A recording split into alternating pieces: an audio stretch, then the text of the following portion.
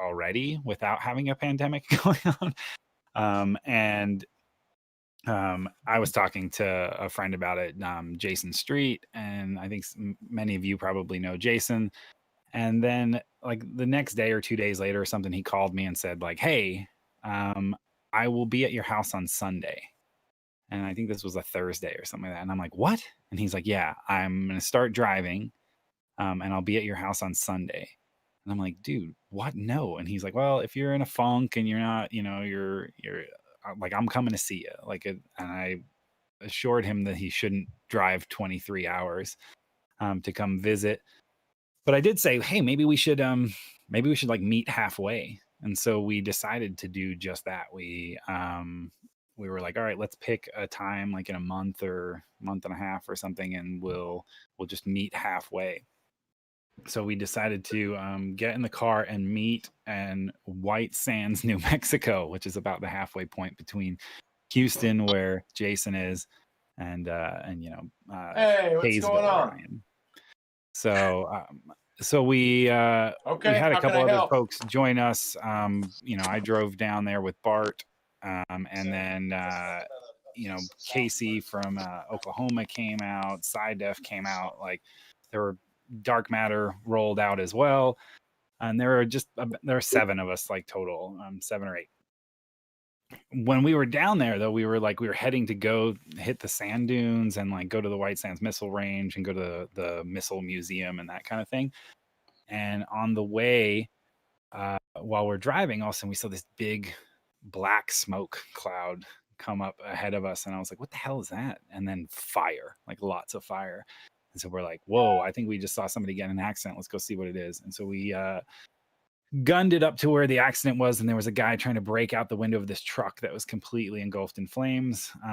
He was banging on the passenger side window, and the cab was just full of smoke and fire. We got up as he broke the window and was yelling like, "Does anyone have a knife?" Because we needed to cut this guy's seatbelt off of him in the driver's seat. Casey had a knife, so he leaned across, cut the guy's seatbelt, and then this guy who had broken the window was trying to get the dude out, but he's like 6 foot, probably 250 pounds, a big dude. So Bart is like Stumper, if you guys know Stumper. He basically shoves this smaller dude out of the way, and he's like, "Move!" We bent the door backwards on the truck on the passenger side. The whole driver's side was kind of crushed in where the impact had taken place, and the cab is full of fire and smoke and glass now from the broken windows and the windshield. Bart just like went into the fire, just like dove into the cab like head first and grabbed this dude like under the arm and starts pulling on him to try to get him over the console of the truck.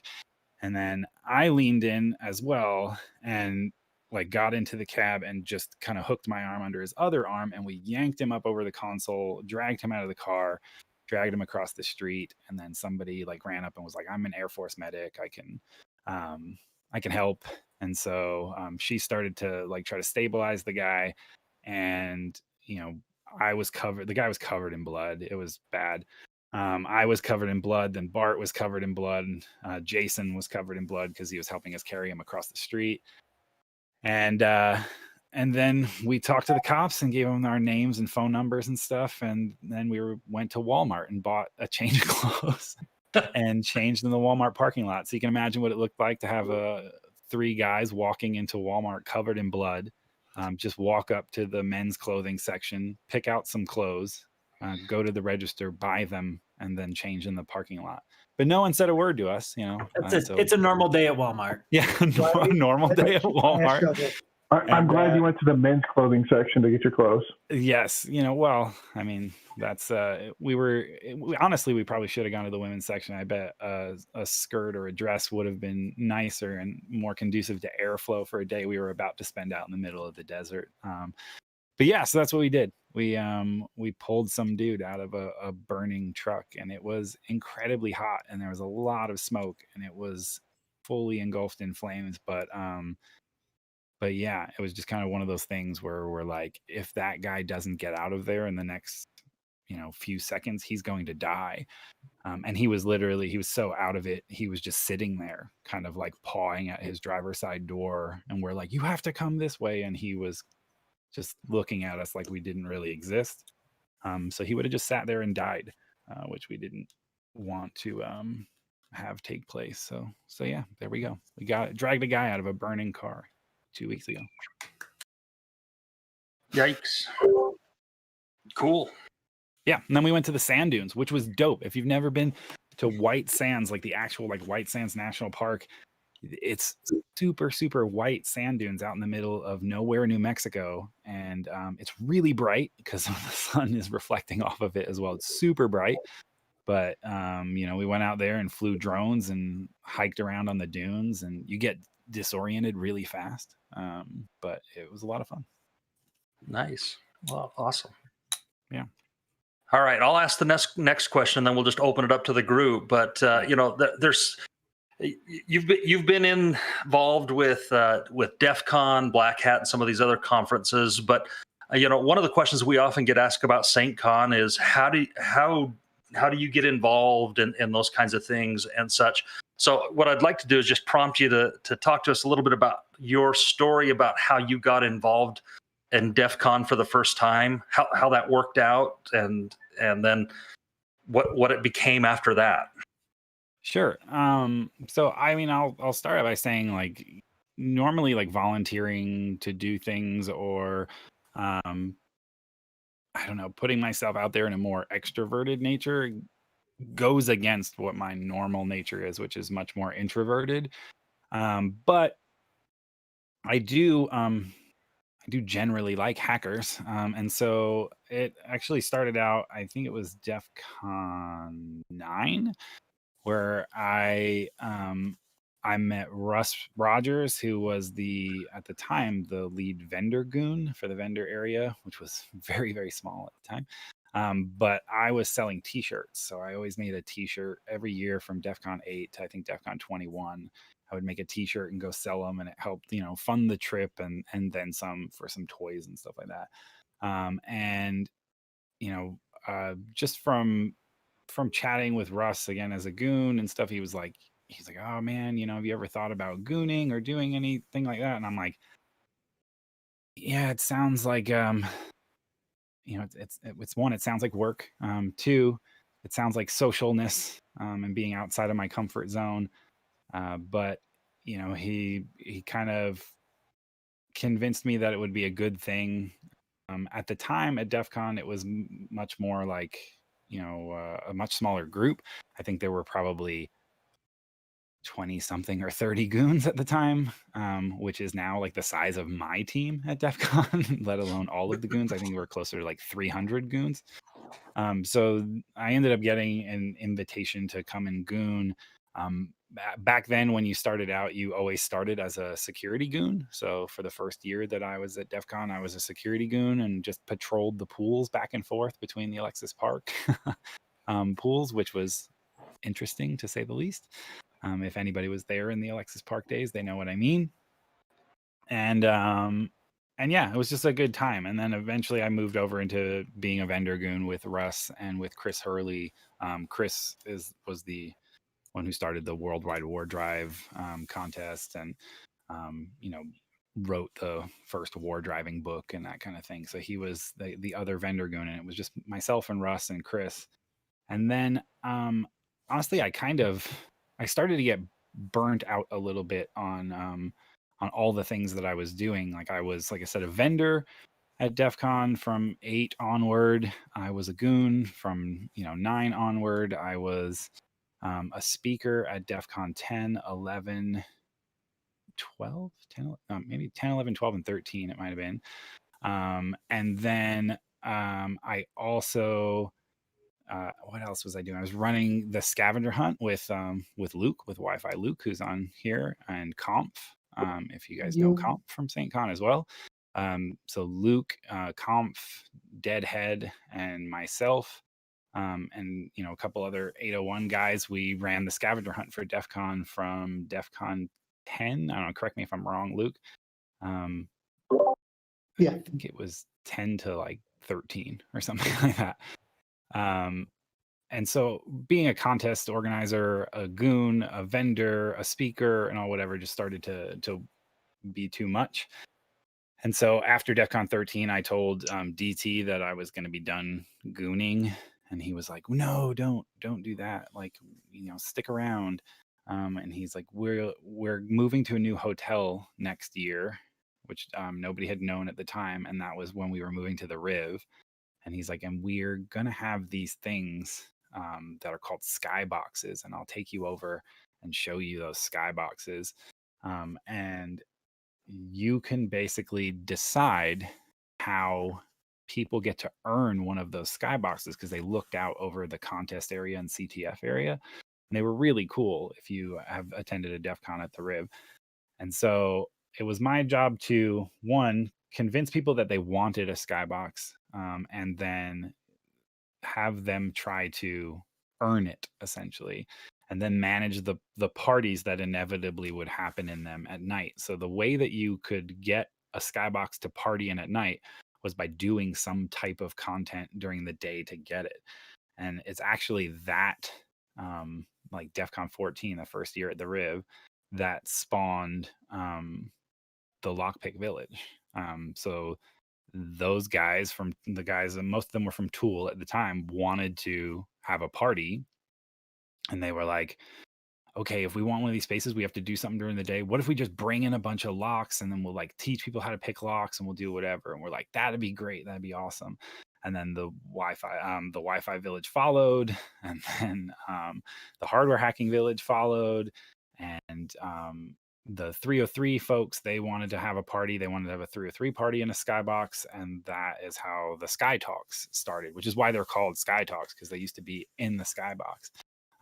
They're not so much in the sky anymore, but that's how the name carries on. So yeah, it like just started out as like talking to people, eventually like volunteering to do something, saying, oh yeah, we can do that. Oh, and I also forgot, one of the other things that we were doing between like Wi-Fi Luke, Comph, and myself were we also ran the DEF CON movie channel at the Alexis Park, which was essentially like pirate television. It started out where somebody just hijacked the feed into the hotel television network and was just playing like dumb videos and like random stuff on it. And we were like, oh, we could actually do something with that. And then so for years, 2600 SLC, DC 801, whatever, we ran the movie channel for DEF CON as well. So we would stream movies off of a server that we brought with us that played all kinds of hacker movies. And then we'd have like Matrix at Midnight or like the Anime Hour. And like every day there was just different content, and it was published in the program, like what times different movies were going to show. And that was super, super fun. But again, it's just one more thing to do. So I guess that's a very, very long answer to never say no. Like, I guess that's what it is. People no good deed goes unpunished. Is what that is. Exactly. And so, yeah, we Utah was very, very much a big part of the early DEF CON days, and the Utah crew, again, some of whom still are around and are now part of the SAINTCON staff. We've always had a really good community here, and people who wanted to get involved and just do cool stuff. Also, like there used to be a voice bridge that was the DEF CON voice bridge, where and I used to call into this back when I was like a kid, like I was like 12, 13, 14 years old, whatever, calling into this voice bridge that was the DEF CON voice bridge. And it was actually hosted out of Orem. It was an 801 number. So when I eventually moved to Utah, I was like, oh, 801, I know 801. That's where the DEF CON voice bridge is. So Utah's got a lot of DEF CON roots as well. Yeah, it does. There's a lot of folks from Utah and DEF CON. All right, well, let's open it up to the group. I'm sure there's many burning questions for Grifter here. Who wants to go? How do we know this is the real Grifter, not the fake one? Yeah, I can vouch for him. That's that sexy voice that I've known all my life. I know it's him. It's Monkey. AI is the thing. When you hear it and it sounds like the whispers you hear in your ear. And come on, monkey, you've heard that. I know. I just want to. in the quiet of the night. Hey, what are you doing? If anybody has any questions or anything, please feel free. And if you don't, we can just sit here and do nothing and tell stories. Yeah. Right. Come on, All right, somebody. Grifter, what's your favorite anime? Oh, that's a tough one. Favorite anime. Or give me a couple favorites. Okay, I'm with you. It's hard to pick. There are anime that like there's one that like really really hooked me when I initially got into anime, and it was Death Note. Like I know that is when it comes to anime, that's a pretty basic answer, right? It's like what a basic bitch. It might as well be Death Note Pumpkin Spice, right? Because Death Note is a really really popular anime, but it was Travis Kerlock, who was one of the technical leads at Black Hat, who actually got me into anime. Both him and DT. We took a trip to Tokyo in 2006. That's actually where I met El Kentaro for the first time, and they were way into anime. Now I wasn't. I was totally down with going to Japan because I feel like a trip to Japan or a trip to Tokyo is kind of like going to Mecca for a nerd, right? You must make a pilgrimage there at least in one point in your life. And so I was really stoked to go, and we were doing a bunch of cool stuff. And then eventually they dragged me into this place called Animate, and it was a store that was, I didn't realize how big it was. We went in and we were looking at stuff, and we were in there for probably like 45 minutes to an hour. And then I was like, all right, well, should we go do something else? Like we've been in this freaking store forever. And as someone who wasn't into anime, I was just like, I don't know what you guys are so excited about. They would just run from aisle to aisle, like screaming, oh, it's this. Oh, it's this. And then when they did, what they did was they said, what do you mean we're going somewhere else? They're like, this is only one floor. And I'm like, well, how many floors are there? And they're like, 6. I was like, oh, I'm done. And I went wandering around, like taking pictures with my camera. I was like, tell me when you guys are done. And then on that same trip, I went back to my hotel at some point, and I was just had the TV on, and there was this anime that was on the TV, and I was like, oh, this seems kind of cool. There was like this, I really like the animation style. It had this like old English kind of, there was like magic elements and different stuff. And I'm like, what is this? So I called DT in his hotel room, and I'm like, hey, turn on channel 2. Tell me what this anime is. He's like, I have no idea. And I'm like, well, you are no use to me. So I hung up with him, and I called Travis's room, and I'm like, hey, channel 2, what's this anime? No idea. So I ended up waiting until the show was over, and I wrote down any English word, like anything that was written in our alphabet, like that I could understand, on a piece of paper. And I was like, I'll just Google it and see what I can come up with. And I got nothing. And then probably about a month later, I came across that piece of paper again, and I Googled it again. And what had happened essentially was I was watching the first episode of the first ever airing of a new anime, which was called D Gray Man. And if you are into anime and you know D Gray Man, you'll know it's a great show. But I had just stumbled upon something brand new, and anime is just like on TV, like it's on normal network television in Tokyo. So I was like, oh crap, I'm going to check this thing out. And it is also an incredible anime. But I've watched so much anime, I turned into the biggest anime nerd over the course of that year, because then I started watching D Gray Man, and I was like, oh, that's really good. And I said to Travis, what should I watch? And he's like, watch Death Note. And I watched Death Note, and I was like, holy crap, like that was amazing. And I was hooked, and I just got online essentially, and I was like, top 50 anime. And I watched all of them, like top 50 movies, top 50 series, and I just went through them systematically like a lunatic hacker does, right? Like this is the type of thing that we do, where it's like, okay, this is a thing, and I'm going to learn about this thing. Now it is my obsession. And I started speaking at anime conventions, and like I volunteered at Anime Bonsai, which is the local anime con here in Utah. Like, of course, like anything else, I just take things too far. But yeah, Death Note was what really hooked me hard. But there's incredible stuff out there. Tokyo Magnitude 8.0 is super, super good. If you want to watch a really good anime that's like surviving in a disaster like scenario. But my favorite right now is called Food Wars. And I know that it's the weirdest freaking show. I love that show. It's thank you for also loving it. It's beautiful. I've only watched a couple episodes. I've read the manga though. So dude, it's like beautifully done, and all it's like a food battle show. It's like Iron Chef, but with students who all go to a school and they battle it out with each other. And it is an incredible show. There's a really weird aspect to it though, which is like when somebody eats food that's like really good, in not in reality, but like in their mind or in the mind of the character when they're eating it, they like will like essentially it sounds like they're reaching orgasm and their clothes like shred off and they're still in like their underwear or whatever, but it's always something absurd like that or some absurd situation. And so you just can't watch it with like other people around because they're like, what the hell are you watching? You're like, I swear it's about cooking. But I highly, highly recommend Food Wars. Nice. All right, who else has got stuff?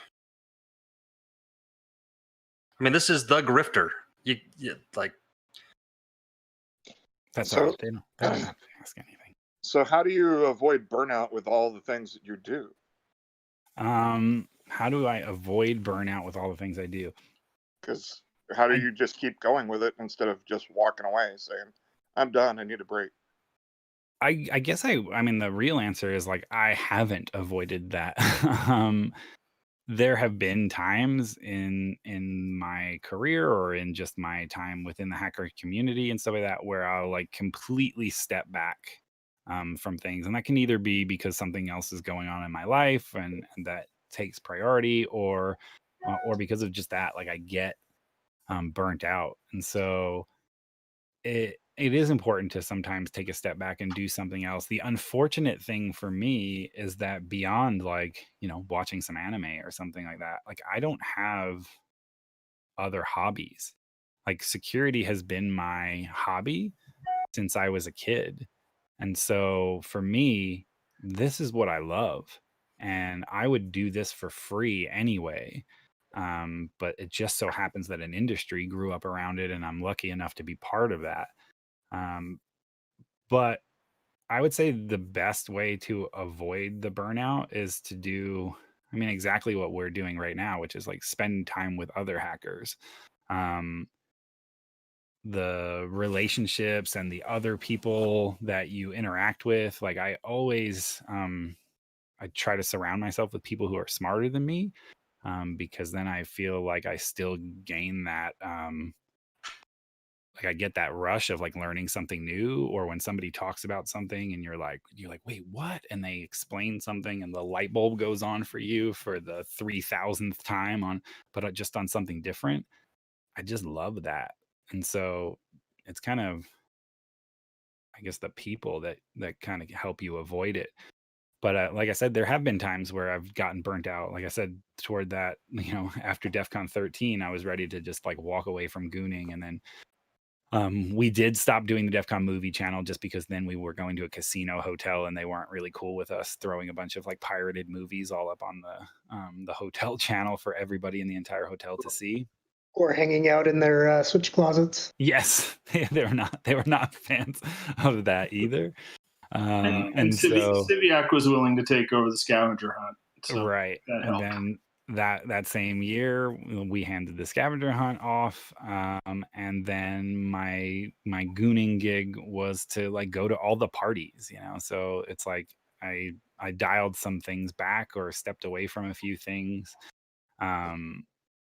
I was really heavy into, 2600 SLC and DC 801 and running all the meetings and chasing people down to do talks at every meeting and updating the website and taking pictures of everybody and doing all whatever from 2000 to like 2007.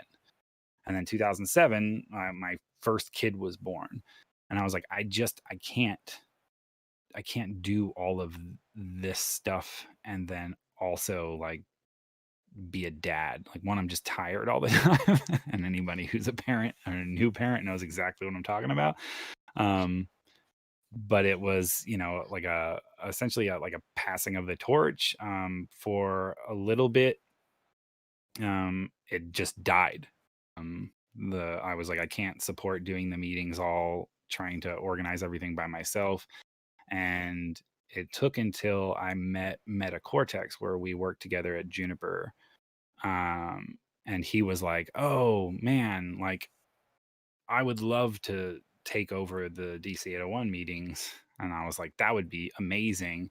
And I transferred him the domain and started, attending the meetings, but not having to run everything. And so sometimes you just have to pass the torch, and then eventually, like, he passed the torch as well. And like, it has continued on. And so, yeah, I don't know. I guess you just start to step away from stuff as you need to, and you can always step back in. And even like the hacker space, like I was very involved in the hacker space for years. But in the last 2 years, I haven't been at all. And that's mostly just because I've been super busy with work. And now obviously the quarantine. But one thing the quarantine made me realize was that I super, super miss the hacker space. And so I'm like, well, as soon as we can go back safely and spend time together and stuff, that I'm like, oh, I need to get back there, because it is one of my happy places. Cool. All right, then I'll ask another question, since it's been slow on some of these questions. But can I ask a question? No. Yeah, of course. Go. You can go first if you need. No. Mr. The famous Alex, go right ahead. Yeah, that's a stupid YouTube handle. Anyway, I just wanted to know what advice you would have for somebody who is, I would say, mostly a script kiddie, like very, very beginning script kiddie, as far as getting into the cybersecurity space. Just any advice you would give. I think I don't know, like that. My advice there is just to like dive in. I think there's a lot. It's a lot different from, I think, when some of us who are in this chat started out. We were much more generalists. Like, we had to know a lot of different things. You had to know all of the, every operating system and how they all work together. You had to know everything about networking and every different protocol and all the different whatever. And then, it was like, oh, now there's Wi-Fi, so you have to learn about that too, and also hold on to that. And then, be an expert in all the things. And now the industry is so large, and there's so many different technologies and stuff that you can focus on something, right? Like obviously like Luke became Wi-Fi Luke, like I know Luke as A, the letter A. But it was like that when Wi-Fi came out, and it was a huge pain in the ass for a lot of us, because we're like, wait a minute, we're going to do what? Like, we've spent all this time trying to secure our networks, and now we're going to broadcast them outside of our walls. Like, this is insane. Like, we're setting security back 10 years. But then you have people like, like Luke or like Dark Matter or whatever, that just see this one particular technology and they're like, I'm just going to attack that thing, because for whatever reason it resonates with them and they're excited about it. And so I would say just try a bunch of different things, like, and figure out what your niche is. Like, what's the thing that you want to be? For me, at least, more recently, as things have like splintered off and stuff, like threat hunting is my thing. Like, I really, really enjoy going into environments, trying to, figure out my way around, and then looking for, the evidence of attackers, persisting within the environment that we didn't know were already there.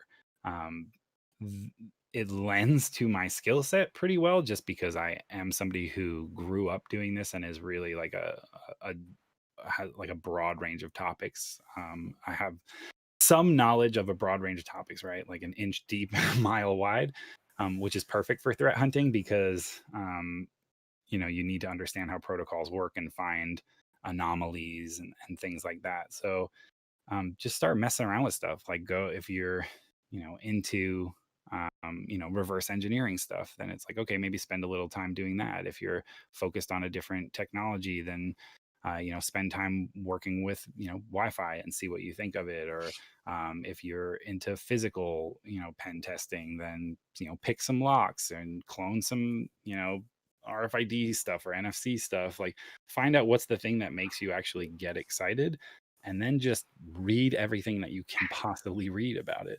And one thing that's nice is that now there's enough online war game style things where you can just get on and start, throwing attacks at different systems that are set up specifically for that. Or you can fire up your own virtual environment and do it, where when I was starting out, it was literally like your only choice was really like, oh, I want to learn some Unix stuff, I have to break into a university.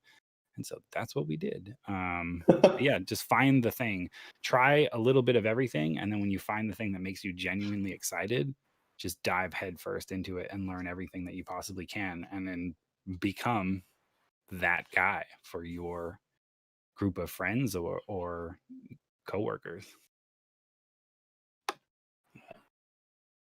Nice. I really like that. Thank you.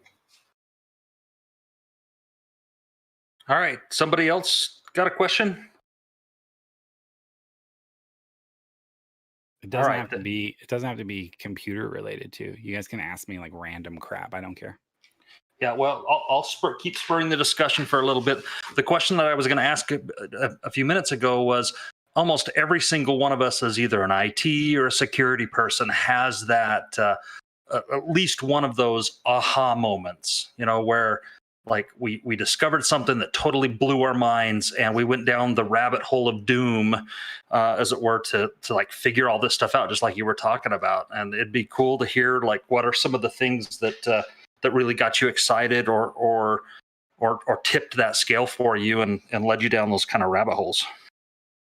Sure. I mean, like, I guess one of the things for me was like what actually brought me to more of a defensive side of the house, like not like I was much more offensive focused. I liked breaking stuff, I liked breaking into things. And then I was working with Deadhead actually at the time, and we were doing consulting for a company that had experienced a breach that wasn't what we normally handled, but they had heard word of mouth from another customer or client of ours that that we might be able to help them. And so they were like, hey, can you come in here and like help us clean this mess up, essentially figure out how this attacker got in and all this. And this is probably, man, I want to say like 2002 or something like that. I don't know. So a while ago. And we went in and we sat down and we just started like carving through things, right? We were looking at logs, we're trying to figure out like what systems had been accessed, where additional accounts had showed up that hadn't been there before, or where accounts had privilege escalation and different things, and going in and piecing together what this attacker had done within the environment. And we ended up spending quite a bit of time there. Our first night there, we came in at 9 a.m., like when the place opened, and we left I think at like 10:30 the next morning to go get some sleep, and then came back. So we pulled like a full 24 hours, like just doing this investigation. And in the end, we were able to like trace it back to what looked like the attacker was coming from somewhere in Italy, in the area of Rome. And like we saw all the places that they went to, and we had to go out and buy some additional like equipment for them. And they didn't have the best firewalls and whatever. And so we went and sourced some stuff and got it all configured and set up. But man, it was so much fun. And so I was like, holy crap, like this is really, really fun. Like I really enjoyed that. And I was like, maybe we should do this every once in a while. Instead of just always breaking stuff, we'll try to become the investigator, right? Because that's what it felt like. Like I'm a big Sherlock Holmes fan, and I was like, ooh, we're being like Sherlock Holmes. We're going in and trying to piece together clues and figure out what's going on. And that was really exciting. Like we had a lot of fun. And so it became part of a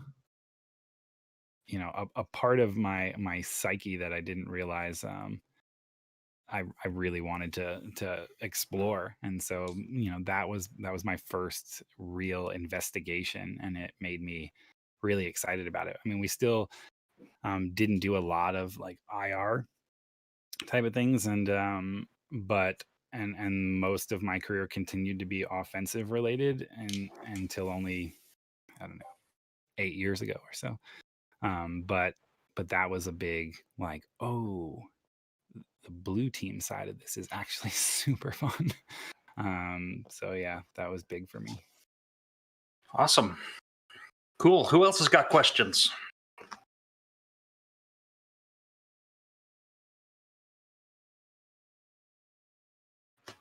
Nobody? Trevor. Trevor. Oh, little buddy. So you're talking about the blue team stuff a lot, and I worked on a red team and loved it. That was the time of my life. And like you, have switched over to blue team, and I have a really hard time finding venues where I can share what I've learned, what I've discovered. What kind of tips would you have for people who are on blue teams trying to get the word out and, show what we're doing on our end of it, not just the red team side? Yeah, I think it's in some cases it's about approach, like the way that you approach it. Because I noticed the same thing, right? Everybody wants to hear about the crazy, sexy hack that like requires you to, take a server and dip it in liquid nitrogen while you're on a boat that's moving along the equator in September, right? Like those types of attacks are really like cool to read about, to hear about, to watch on somebody demo, that kind of thing. But there's some really elegant defense solutions as well. And so what I find will often get folks to pay attention to the defensive side is to lay out the offensive attack that you are defending against. It is a great hook. It's always a great hook. It's the same thing as like, you don't watch a heist movie from the perspective of the cops usually, right? You watch it from the folks who are conducting the heist, because that's the more interesting thing to watch. And so you just kind of have to frame it in the same way when you're discussing like a new defense or a new, like for me, like hunting technique or whatever. I'll say like, here's what attackers are doing. Here's how they're, approaching these types of systems. They'll use this type of attack, and this is how we can detect that type of thing. So they think they're being slick. They're doing this, that, or something else. And this is our approach to defend against that. So they're getting smarter, so we have to get smarter. And that is, like I said, it's usually best framed with like laying out what it exactly it is that you're defending against and why it matters. I think venues like Black Hat has gotten better about adding more defensive stuff to it, as well as DEF CON with things like the Blue Team Village and whatever. Now, my personal belief with both Black Hat and DEF CON is they always have been offensive focused, and so they are primarily going to be offense focused or red team focused, and that's okay. But yeah, I think it's just creating a defensive talk that makes people want to listen to it, or a blog or whatever it is. Yeah.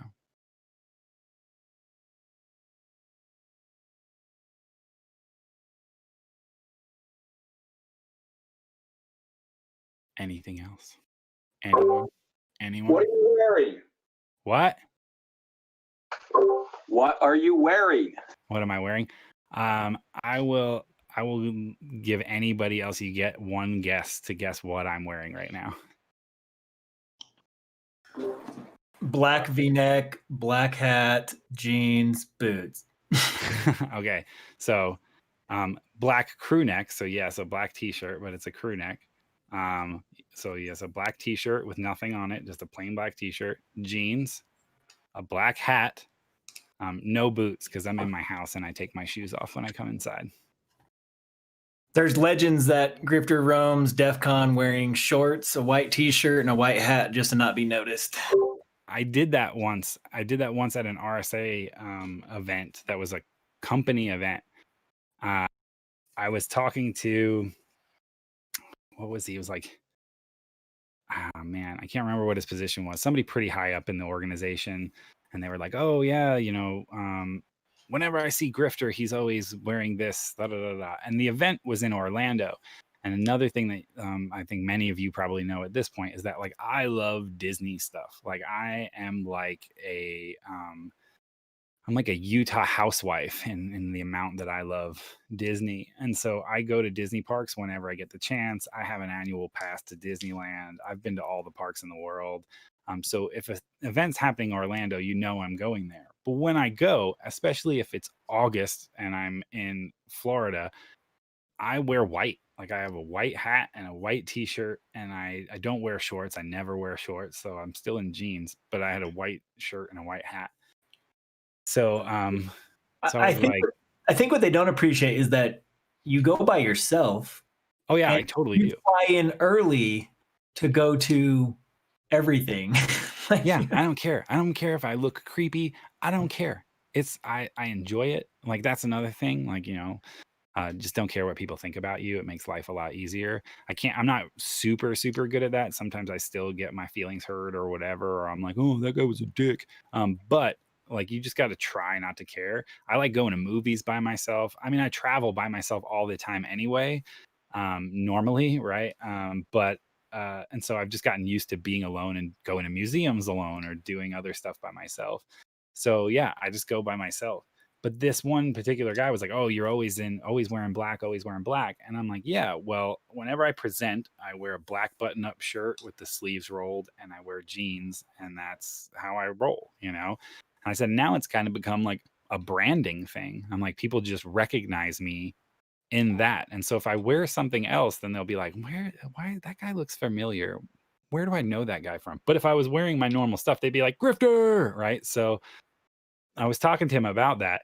So the next day when I went down to this internal conference thing that we were doing, I had a white soccer jersey, like a US national team jersey, and a white hat, just a plain white hat, no logos, no nothing. And I saw him talking to some people. So I went up in this like circle of folks who were talking, and I just stood next to him and listened to everybody like in their conversations and all whatever. And I was standing there for quite a while.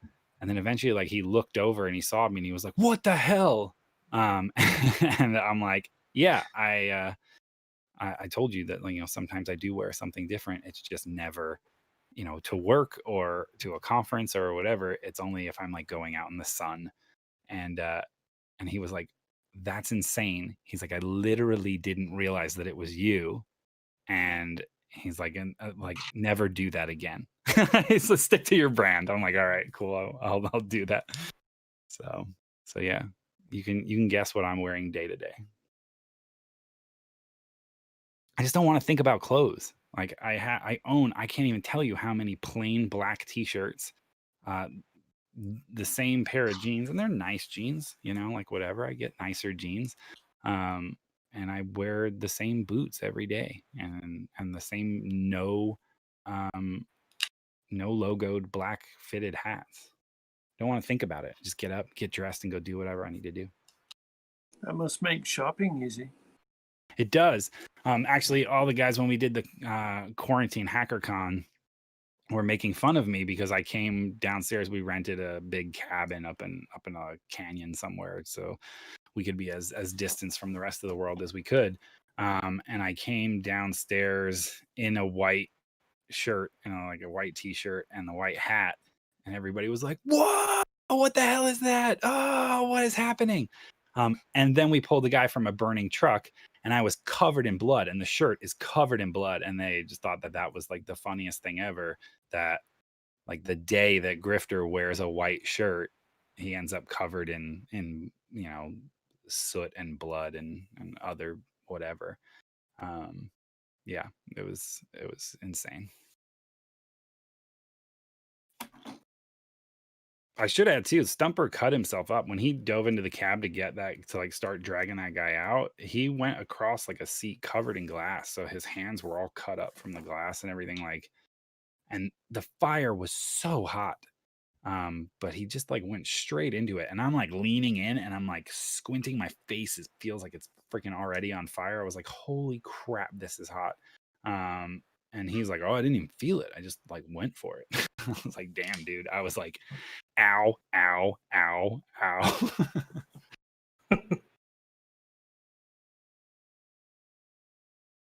Yeah, a situation like that, you must not think much about yourself as much as getting someone else out of trouble. Yeah, I guess that just makes me more selfish or something, because I definitely felt the heat, man. I was like, oh my gosh, this is so hot. I mean, I still leaned into the thing and grabbed the guy out of it, but I definitely knew, like, you are sticking your head into a bunch of smoke and it feels like you're already on fire. Like, I was like, man, this is hot. But that dude he already had flames rolling up his back and he was getting burnt up. So it was a bad situation. But yeah, I guess Stumper is just more selfless or less self-involved than I am, that he was just like, oh, I didn't even pay attention to how much the heat was. I was like, oh yeah, it was intense. What was your favorite part of the trip to China last year? Ooh, China. Oh my gosh. There's a lot of favorite parts of that trip.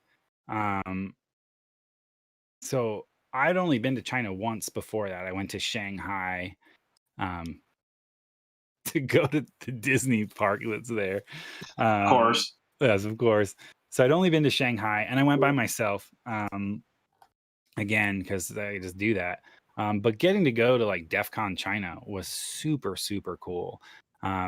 Everybody who was there was really happy to have us there, and we're super good hosts. And you know, getting to go with like friends was another thing too. Like obviously, you know, like going with you, Conf, getting to hang out like on the other side of the world with some of your best friends, like just eating incredible food, going to the Great Wall. Like it was just an absolute blast from start to finish, and just getting to interact with the locals and stuff. Man, I don't know. There's too much stuff. Like I got to go with a guy who, like, he's like, hey, do you want to come to, I won't mention the company because I don't know if I'm supposed to or whatever, but a very prominent Chinese security company. And he was like, our office is just up the street, like a X number of blocks or whatever. And he's like, do you want like a tour of our lab? And I'm like, hell yes, I do. And he took us in and showed us all this stuff they were working on, and they were big into like hardware stuff as well. So they had all this test equipment and everything. That was really chill. You know, hopping on a bus and going out into the middle of who knows where China with you know, with Conf and Joe Grand and Jason Street and stuff, and going to the Great Wall was really freaking awesome. China's a really cool country. It's like one of those things where you don't have to agree with what their government is doing to still have an appreciation for one, the culture and our differences and stuff like that, but also the people are just absolutely incredible. So you can have all of the disagreements you want to have about the way that China runs its country or interacts with other countries in the world or with their own people, and still appreciate the people that you do get to go and interact with. And I got some flack, honestly, from some people who were like, oh, I can't believe you're going to go to China and do DEF CON China. You know, you should boycott it because it's China and China sucks. And in my opinion, if you disagree with a country in the way that they do things, probably the best people that you want to associate yourself with is their hackers. Because if something hits the fan, it's really hackers who are going to be the ones who, one, can either hack together, you know, communication and secure communication at that, and make the changes that are necessary to I don't know, I don't want to say overthrow, it's a strong word, but to fight against an oppressive regime. And so if you ask me to go to any country and to sit side by side with their hackers and talk to them about you know, the best techniques and best ways to defend yourself and that kind of stuff, I'll do it every single time. Yeah, for sure. All right. Well, last call for questions. We've been at this for about 50 minutes or so. Let's take one more round real quick. Anybody? How do you feel about Grifter Picks? Oh my gosh. Freaking Grifter Picks. I swear. I have so many. I have so many. Thanks. I appreciate that. I'm like, what the freaking crap? So I'm just like in a little like a group text message thing, and Lean is in there, and then like a couple of guys from the Black Hat Knock are in there and stuff. And I like my phone was just buzzing a lot of like notifications. So I'm like playing catch up. And then as I'm going through it, I reach a part where it's like, oh, they were posting pictures from old Black Hats. And one of them is me sleeping somewhere or whatever. And Lean's like, oh, hey, we should start a Twitter account that's just pictures of Grifter, and we'll post different pictures of Grifter every day. And let's start out with the ones where he's like sleeping and all whatever. And I just got in there and I was like, you mother freaking like, and he's like, he saw it. Oh no. But I was like, whatever, dude. I'm like, I was like, it doesn't matter. No one's going to see it. So I don't care. And then Gab Smash retweeted it, and she's got like 50,000 followers. And I was like, oh no. And then I don't know if Lean I mentioned it to you guys, but like his first post was a picture of me sleeping on a couch. And there was so much interaction with the first post the account ever posted that it got flagged by Twitter as like potentially something bad, which I think is pretty funny. But that just spurred Lean on, because then he was like, clearly the demand for this is great. We must continue. I'm like, whatever, dude, you'll get bored of it in a week. I'm not scared. And nobody got bored of it yet. Well, don't DM him pictures, because then he'll run out of content. On a serious note, I was wondering if you had any books, podcasts, anything like that you would recommend security-wise. Let's see. This is gonna. Most people are gonna recommend the same kind of books, the same podcasts. Things like the like Hacker Diaries, or defensive and all like stuff like that. I would say I'll throw one out there that's not normal for what most security people look at, but it's called What Everybody Is Saying. And so it's like what everybody is saying, but what everybody is saying. And it is it's a book that was done by essentially like an interrogator for, I want to say it's the FBI. It's been a while since I read it, but I'm throwing it out there. And it's about reading body language. And so like understanding when people are lying and what the cues are when they start to lie, or when you can tell when somebody's uncomfortable, or if they're like excited about something but they're holding things back, and like reading those like small cues. And that has been useful in just like average everyday interactions. Like you can tell when somebody's lying to you. And now like knowing the techniques that are in the book, like I'm like, holy hell, like the things stand out like a sore thumb. There are people that I meet and I'll have like a conversation with them about something, and I'm like, this person is a case study for what it looks like when someone lies, like all of the different shifts, like the way they shift their eyes, or the way that they look off to the side, or the way that they move their arms and that kind of stuff. So What Everybody Is Saying is good. And then I always recommend this book, and I'm just going to keep recommending it forever. But if you haven't read Exploding the Phone, Exploding the Phone is more it's like a history of phone phreaking. And so that's really where a lot of like the hacker culture comes from, and where it started out was people were messing around with phone systems, and then it eventually moved to computers once we started to hook computers up to the phones. But Exploding the Phone goes from like the creation of the first telephone systems, like all the way through like modern day like phreaking. And it's an incredibly good book, and so I highly recommend that one. But yeah, I think there's a couple of good streams that you could follow on like Twitch and stuff too, where because everybody's quarantined, folks like Rando and Lost and stuff have been doing streams regularly with cool stuff on there. So go check that out. Awesome. Thank you.